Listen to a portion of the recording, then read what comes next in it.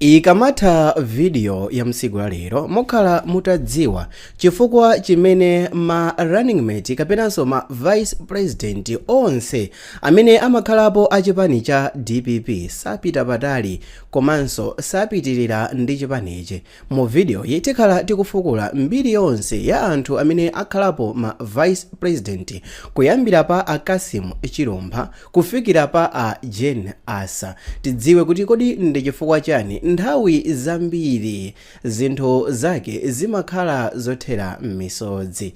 Dzina langa ndine Samavita, tiyeni tikhale limodzi. Mu chaka cha 2004 Bingu wa Mutharika atatenga dziko la Malawi kuchokera m'manja mwa Bakili Molozi. Vice president wake mu nthawi imeneyo anali Kassim Chilumba, ndipo zinali zakuti mu nthawi imene Bakili Molozi ankapanga kampeni kuti anthu azavotere UDF amayankhula kuti azavotere Bingu wa Mutharika ngati president ndipo Kassim Chilumba ngati vice president. Mu nthawi imeneyo Kassim Chilumba anali running mate, koma atangokhala zaka zochepa pa mpando umenewo, miyezi yochepa, zinthu zinayamba kusayenda bwino moti mpaka na Kassim Chilumba ndithu anazamangidwapo, koma zifukwa zake si zimene mukuganizazo. Chimene chinapangisa kuti anthuwa asiyane zilipo zifukwa zingapo, koma chimodzi mwa icho chinali chakuti onsewa iwowa anavoteredwa pansi pa chipani cha UDF, moti Bingu atangokhala president anayamba kuzitalikisa yekha amene ndi ulamuliro wa UDF, makamaka mtsogoleri wawo Bakili Molozi, pamene Kassim Chilumba anakhalabe munthu okhulupirika kwa Bakili Molozi. Chinthu chachiwiri chimene chinapangisa kuti anthuwa asiye kugwirizana, asiye kumvana monga kale ndi chakuti Bingu anazatuluka UDF ndi kuyika chipani chake pa mbalambanda, chipani cha DPP umo munali mu 2005. Kassim Chilumba anakana kumusatira iyeyo ku chipani chija cha DPP, ndipo Kassim Chilumba adakhalabe ali wa UDF, ndipo izi zinapangisano kuti president akhale wa DPP ndipo vice president akhale wa chipani cha UDF. Eya ino mukudziwa kuti apapa definitely zinthu sizingathepo bwino. Chachiwiri chinali nkhani yokhuzana ndi kukanganirana mphamvu komanso kusalana. Apapatu ndizakuti Kassim Chilumba mu nthawi zambiri, mu nthawi imeneyo ankapezeka nokuti wasiyidwa makamaka mu zochitika kwambiri zaboma, ndipo Bingu wa Mutharika anayamba kumacheza komanso kumayenda ndi anthu amene kwambiri wagwirana nawo mchipani chake cha New One, ndipo mu ubale wa anthu makamaka kukagwiridwe ka ntchito unapezeka nokuti sulinso okoma ayi. Chinthu china chimene mungachidziwe ndi chakuti mu chaka cha 2006 Kassim Chilumba iyeyo amaganiziridwa kuti amafuna alande boma, ndipo kunapezekano kuti anamangidwa. Atamangidwa Kassim Chilumba ndi kupita ku ndende, iyeyo anakana ndithu kukhuzidwa kwake pa maupandu okuti amafuna alande boma, ndipo anthu ambiri analankhula kuti Kassim Chilumba amangidwa osati pa chifukwa chokuti amafuna alande boma ayi, koma iwowa amangidwa pa zifukwa za ndale. Izi makamaka nkhani zomangidwazi zinawonongeratu ubale wa anthu awiriwa.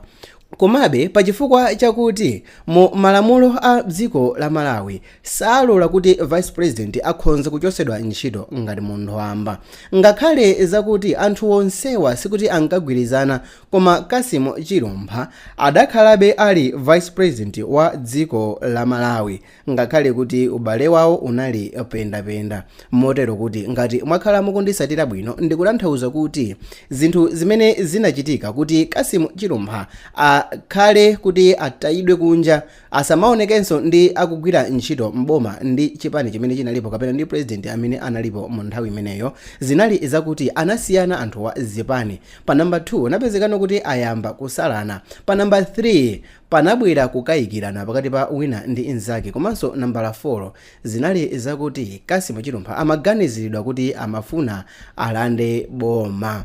Apa tamva za Kassim Chilumpha, komabe mwina inuyo ana ama 2000 mukhonzabe kumakhala ndi nkhani ndikumandifunsa ine funso lakuti kodi samapita apa za Kassim Chilumpha inde tinali tisanakule, koma tatiye chabwino ungotikumbusa za Joyce Banda popeza kuti ife tidazipezera za Joyce Banda. Ndikuwuzani kutheka ana ma 2000 munamvapo ndithu kuti Joyce Banda anachokera ku chipani cha DPP. Tiyeni tikhale tikuona nkhani yonse. Pambuyo popambana chisankho cha 2009 anthu ambiri ankaganizira kuti ubwenzi wa Bingu ndi Joyce Banda uzakhala ulimba mpaka na mapeto a ulamuliro, chifukwa chakuti Joyce Banda anali pasogolo pa kampeni ya Bingu ijeyo kuti tiyeni tutukule amayi, ndipo wina aliyense ankakhulupirira kuti Joyce Banda ndiye amene azayigwire bwino DPP. Koma zinthu zinasintha kwambiri mpaka na kufika pokuti anakhala khoswe ndi mphaka. Komatu anthu amene tikulankhulawa ndizokuti wina ndi vice president, wina ndi president. Nkhani imene zinavuta zinalipo zingapo, ndipo nkhani yayikulu inali nkhani yokhuzana ndi mlowam'malo kapena kuti succession. Bingu Mutharika ankalamulira nthawi yake yachiwiri, ndipo choncho sakanatha kubweranso pa zisankho zina. Anthu ambiri ankakhulupirira kuti Joyce Banda ndiye amene azalowa m'malo, koma mavuto anayamba pamene Bingu anayamba kukweza mchimwene wake Peter Mutharika m'maudindo osiyanasiyana, komanso kuyamba kumukonzekeresa kuti ndi amene azakhale mtsogoleri osatira iyeyo akachoka. Izi zinayambisa makamaka mpikisano wamphamvu pakati pa Joyce Banda ndi Peter Mutharika ku chipani chimenechi, chipani cha DPP. Ichi ndi chifukwa chake mu 2010 Joyce Banda anachosedwa mu chipani cha DPP ndi cholinga chokuti asakhalenso membala wa chipanichi, ngakhale kuti iyeyo anapitiriza kukhala vice president chifukwa chokuti monga mmene taonera poja, monga mmene ndakuwuzirani kuti malamulo sangalole kuti iyeyo achosedwe ndithu. Chinthu chachitatu chinali chakuti Joyce Banda anazayambisa chipani chake chasopano mwachinsinsi. Kuchosedwa mchipani cha DPP kutachitika, Joyce Banda anayambisa chipani chake cha People's Party, zimene zinapangisa kuti president akhale wa DPP, vice president wake akhale wa chipani zina. Izi zinapangisa kwambiri kuti kugwirizana kukhale kovuta. Zinthu zina zimene zinaonjezera udani wa anthuwa ndi zinthu zakuti boma la Bingu linayamba kumusiya kumbali Joyce Banda. Iyeyi sankapasidwa ntchito zina zofunikira kuti agwire iyeyo monga vice president, ndipo iyeyo sanakhuzidwe kwambiri ndi zisankho zazikuluzikulu za boma. Iyeyo nayenso anayamba kumanga mphamvu zake za ndale payekha. Kenaka panalowa kusakhulupirirana ndi udani waukulu makamaka ku nkhani yokhuzana ndi mphamvu. Ubwezi wawo unasanduka kusakhulupirirana kwakukulu. Joyce Banda anayamba kuonedwa ngati mdani makamaka pa ndale. Nkhani inanso unali vuto la ulamuliro.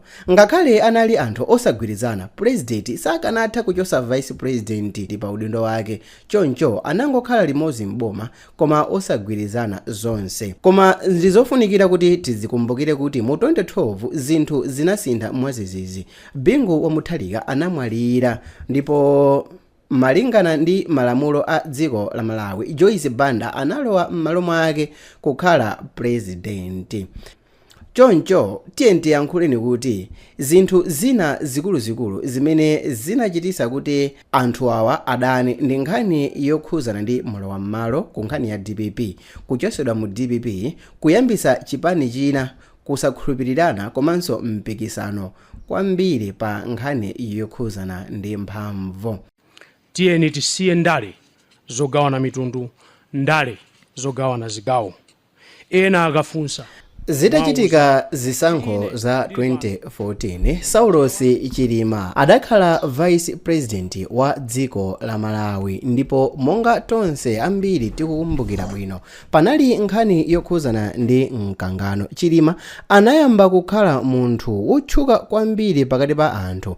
Izi zinapangisa kuti ena mu chipanichi ayambe kumuona ngati chiopsezo makamaka pa usogoleri wa kusogolo.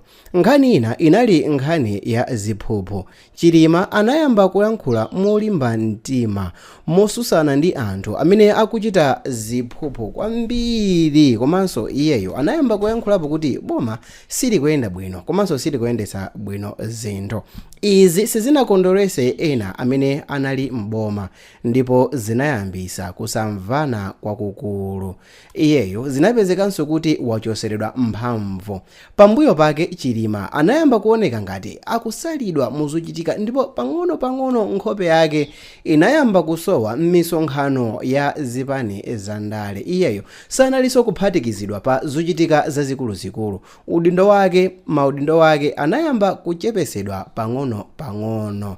Nkhani inanso inali kugawanika mkati mwa chipani. Umo munayamba magulu awiri. Ena amayankhula kuti Chilima akuyeneka atenge mpando, ndipo ena amasapota kuti Peter Mutharika ndi amene akuyenerabe ndithu kulamulira dzikoli. Kukhulupirirana ku chipani kunatha pamene mu 2018 Chilima anatuluka mu DPP, ndipo iyeyo anayambisa chipani chatsopano cha UTM. Apa ndi pamene kugawanikana kwakukulu chipasopaso chimene chinachitika, ndipo mu 2019 Chilima anapikisana ndi Mutharika pa chisankho za 2019, kusonyeza kuti tsopano anali pa kususana kwakukulu kwambiri. Izi zinamupangisa iyeyo kukhala munthu mmodzi woyamba ku Malawi kuyima mopikisana ndi bwana wake. Mwachidule kugawanikana kwa pakati pa Saulos Chilima komanso kuphatikizapo uyu Peter Mutharika kunachitika chifukwa cha mikangano, nkhani ya ziphuphu, kuchosedwa pa maudindo komanso kusamvana mkati mwa chipani. Tsopano tikabwera ku nkhani yokhuzana ndi Chimulirenji, amene ambiri ndikukhulupirira kuti inuyo mukumudziwa Everton Chimulirenji. Mulole kuti tiyankhule nkhani yake motere. Mu nthawi imene anthu ankakonzekera zisankho za 2019, Amalawi ambiri anali odabwa pomva zina la Everton Chimulirenji, poona munthu amene anali asakumudziwa nkomwe. Anthuso nkumazifunsafunso lakuti koma akuluakulu mukuti chikuchitika ndi chani? Koma pambuyo pa zisankho izi za 2019 zinachitikapo zinthu zamphamvu kwambiri, ndipo tiyeni tikhale limodzi. Mu 2019 Peter Mutharika ndi Everton Chimulirenji analowa mboma limodzi ngati asogoleri, koma pasanapite nthawi ubwenzi wawo unayamba kugawanikana, ndipo mavuto akuluakulu amene analipo anali akuti zisankho za 2019 sizinayende bwino, ndipo panachitika zinthu zovuta kwambiri mpaka na nkhani inafika ku khoti, ndipo boma la Malawi litagamula kuti zisankho zichitikenso.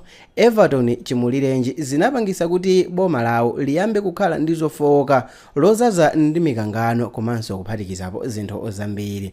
Kenaka kunapezekano kuti kwayamba kusakhazikika makamaka ku chipani cha DPP. Mu chipani cha Democratic Progressive DPP panayamba kusamvana pakati pa usogoleri. Ena anayamba kuona kuti Chimulirenji sakupasidwa mphamvu zokwanira, makamaka ngakhale kuti iyeyo anali mu chipanichi, kapena kuti sakukhuzidwa kwambiri ndi zisankho zikuluzikulu zimene zinaliko mchaka cha chimenechi, chaka cha 2020. Panazapezeka manong'onong'o kuti Peter Mutharika anayamba kumusiya makamaka ku mbali ina yake kuti azimutuma pa zisankho zikuluzikulu zimenezi. Anthunso nkumazifunsafunso lakuti kodi mwati Chimulirenji ndi azigwira ntchito yanji? Eya, apatu tikukumbukira bwino kuti zitangolengezedwa kuti masankho abwerezedwenso, Peter Mutharika sanaonekenso ndi uyu Chimulirenji kwa nthawi yayitali. Panalibe mgwirizano wamphamvu wa ndale pakati pawo, zimene zimasonyeza kuti ubwenzi wa awa awiri awa unali opangidwa ndi zifukwa za ndale zokha, osati kukhulupirirana kwenikweni ngati mmene kumachitikira ndi anthu ena. Mosiyana ndi nkhani zina za ndale, panalibe mlandu wa treason kapena kuchosedwa m'maudindo osiyanasiyana. Mwachidule, kusiyana kwawo kunachitika chifukwa cha mikangano ya chisankho cha 2019, kusakhazikika kwa DPP, makamaka kusakhulupirirana. Mwachidule, boma la Chimulirenji ndi Peter Mutharika linali boma limene linagwirizana chifukwa cha chisankho, koma linagawanikana chifukwa cha mavuto a ndale. Kenaka apa anthunso ayamba manong'onong'o omati ayi koma zikukhala ngati uyu Jeni Ansa nayenso akuyuzidwa, koma zikukhala ngati Jeni Ansa nayenso akuyuzidwa. Kodi nkhani yake ya Jeni Ansa kwenikweni ili motani? Dzina langa ndine Samavita, ndipemphe ichi tatiyeni anthu okwana 100 angochita like video, kenaka tibwereza zifukwa zenizeni zimene zikupangisa anthu kuti ayambe kuganiza ngati pali kusamvana pakati pa Jeni Ansa komanso uyo Peter Mutharika. Dzina langa ndi Samavita. Ngati mwayikonda video please pangeni like pa Facebook, pa YouTube komanso pa TikTok. It's your boy Samavita. See you in the next video. Bye.